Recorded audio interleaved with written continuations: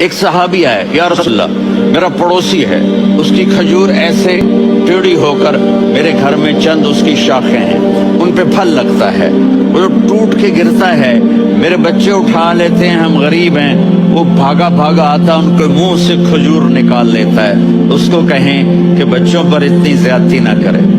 آپ نے اس کو بلایا، وہ منافق تھا، آپ نے اس سے فرمایا بھئی ایک سودا کرتے ہو؟ کہا جی کیا؟ کہا یہ کھجور مجھے دے دو اور اس کے بدلے جنت میں کھجور لے کے دوں گا۔ وہ کہنے لگا یا رسول اللہ یہ اصل میں میرے بچوں کو بہت پسند ہے، کوئی اور کھجور ہوتی میں دے دیتا، یہ تو میری معذرت ہے۔ وہ تو منافق تھا، اٹھ کے چلا گیا۔ ایک صحابی بیٹھے تھے،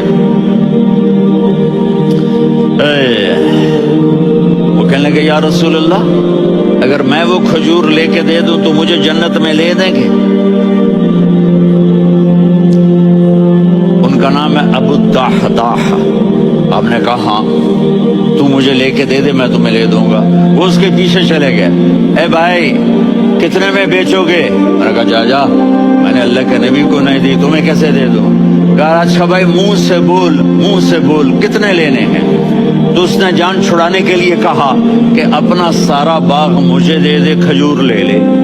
باغ میں 600 کھجوریں اور یہ کھجور کسی اور کو دینی ہے۔ تو کہتا ہے پکے ہو، پھرو گے تو نہیں؟ کہا میں پاگل ہوں، میں پھروں گا؟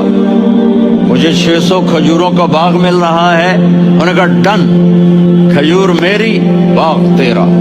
وہ بھاگے بھاگے آئے، یا رسول اللہ میں نے سودا کر لیا۔ کہا کیسے کیا؟ کہا سارا باغ دے کے کھجور لے لی۔ آپ نے کہا پھر میرا سودا بھی بدل گیا۔ کم من عذق رداح ودار فیاح لأبی الدحداح فی الجنہ۔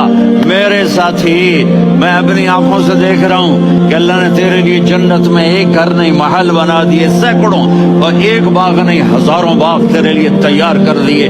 یہ ہے ایمان کی نشانی، یہ ہے محبت کی نشانی۔